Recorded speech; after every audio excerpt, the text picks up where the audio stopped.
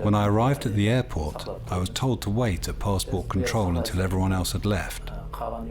Then 2 policemen pulled my jacket over my head, so I couldn't see anything.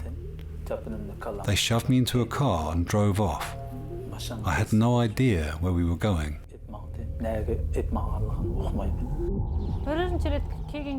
They took me to a very crowded place. There were about 800 women there. It was a jail, but they told us it was a school. You can't interview people here. We've gotten many negative reports. If the world remains silent, the Chinese government will reach its goal. The Uighur, Kazakh and the Kyrgyz people will be wiped out, physically as well as culturally.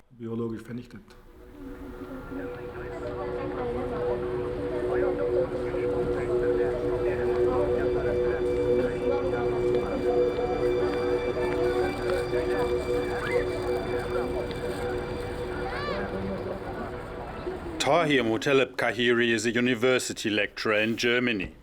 For many years, the only remaining link to his family have been a few academic texts, books written by his father, Muttalib Siddiq Kahiri, a respected Uyghur linguist and long-standing member of the Communist Party.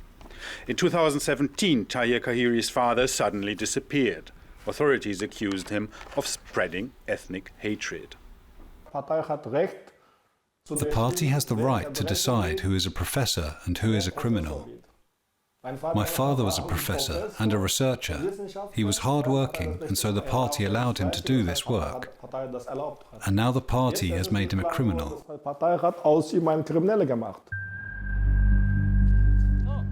Around that time, China began the mass construction of prisons and re-education camps in Xinjiang, its westernmost region. According to estimates, more than 1 million Uighurs, Kazakhs and other minorities have been detained there. This was the start of an unprecedented campaign against Muslim minorities that would reach far beyond China's borders. A campaign that many, including the US government, call a genocide. China claims it's merely combating extremism. Gulzira Arulhan is an ethnic Kazakh originally from Xinjiang. She emigrated to Kazakhstan, but returned in 2017 to visit relatives. At the border, she was detained and sent to a camp. The minorities in China's far west, seen by Beijing as restive, were to be re-educated to become more Chinese.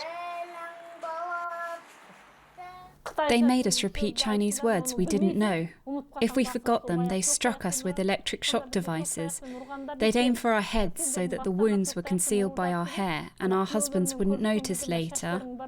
Here, they would have been visible. We go to get a closer look at one of the camps where Gulzira says she was detained. Following an international outcry, China said the camps were vocational training centers and that most people had already graduated. The complex in Yining County was built in 2017. Satellite imagery shows that security measures seem to have been subsequently scaled back. Walls were replaced with fences. The gate is closed, but it doesn't look like a high security facility, and most of the internees appear to be young. They walk in orderly lines and are frisked before entering the building. Gulzira told us that some of her fellow inmates had been sent to regular prisons. On the outskirts of Yining, we find a high security complex with watchtowers, built around the same time.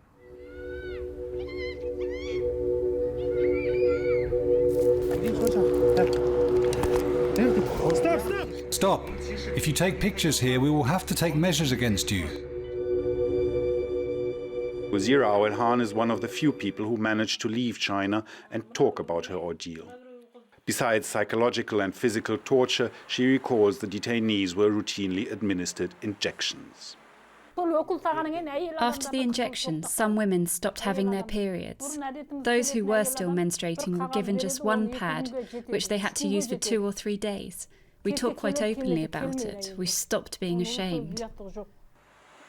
Forced sterilization and birth control measures have led to a drop in birth rates among Muslim minorities, one of the reasons why observers say the repressive measures add up to genocide. People with ties abroad have been targeted in particular.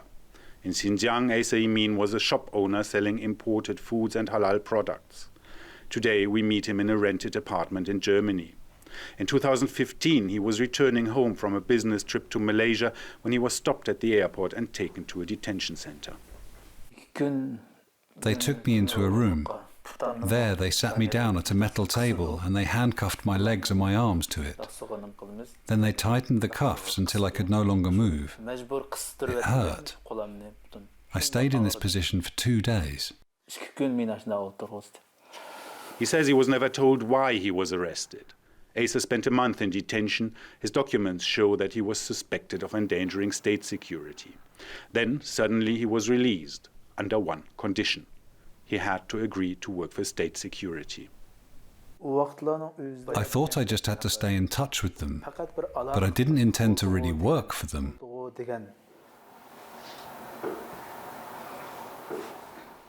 After his father's detention, Tahir Kahiri was no longer able to get in touch with his family. Now he has followed in his father's footsteps and teaches Uyghur language and literature. This semester he is teaching a class on Uyghur pop music. Due to the pandemic, his classes are held online.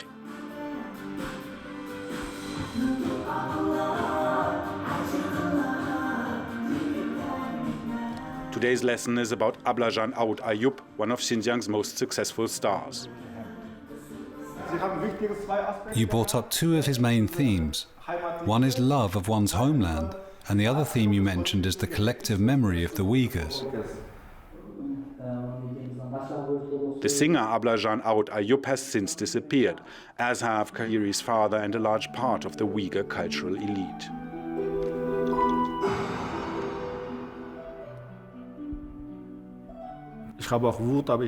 I feel angry, but I try to control my emotions, stay humane and peaceful.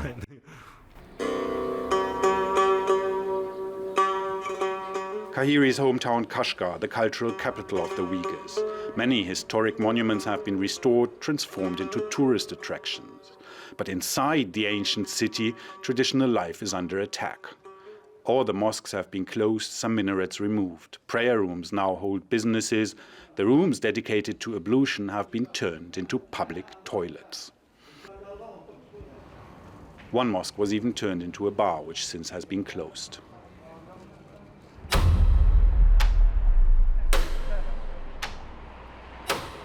After his detention, Asa Emin regularly met with a Secret Service agent who became his handler. He was allowed to continue traveling abroad. He says nothing specific was asked of him, and he maintains that he has never informed against anyone. But it's impossible to check these claims. About 1 year later, he was detained again. This time he was released with a specific request: to spy on a young Uyghur in Turkey. Asa left for Istanbul, where he defected and went public with his story. Then he received a phone call from his handler. He said, "So you've decided to appear on this webcast and talk, but you know that your family members are here in China." Since then, many of his relatives have disappeared. 5 siblings were arrested. Asa's oldest brother was sentenced to 25 years in jail. He cannot reach any of his relatives by phone. It was fellow Uyghurs who passed on the heavy news. Now the Chinese government has separated us forever. Our life wasn't bad. I was in good health, doing all right financially. It was a happy life.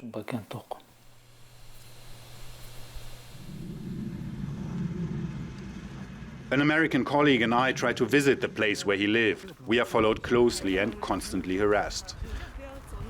The villages in the area seem eerily empty. Many houses have been sealed by the authorities. Before reaching Asa's village, we are stopped. You can't just walk around here and interview people. The world is watching Xinjiang. There have been some negative reports. 18 months after his father's disappearance, Tahir Kahiri finally received word from him.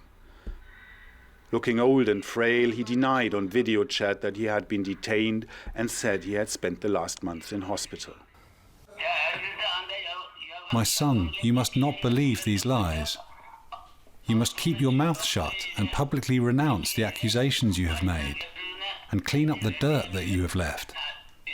This will be the best for us. It makes me sad that he had to spend our entire conversation defending his abusers. In Kashgar, we tried to visit Tahir Kahiri's father. He lives on the university campus. As the police appear, I say I want to meet him. We don't have the authority to let you in. Can't he consent to the interview personally? You have to apply through the Foreign Office. One day I asked my handler, so many people have been detained and so many more disappear every day. When will it all end? And he answered, America did not become what it was without shedding a lot of blood. Much more is going to happen here.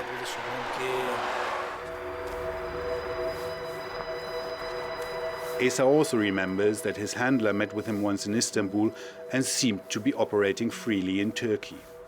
Asa decided to move to Germany, where he's waiting for his refugee status to be approved.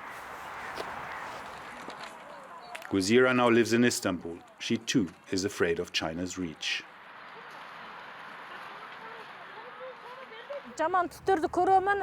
I still wake up with nightmares of being back in the Chinese internment camp. I see images and memories of the interrogations, the beatings and the things they did to women there. It still haunts me. Tahir Kahiri's father does seem to be back home again, though his condition is not very clear. Tahir Kahiri can call his parents every 2 weeks, but after 2 minutes the line is cut. The Chinese government has made me a lonely man, a sad, lonely man in exile. It is his work that keeps him going, preserving the Uyghur culture.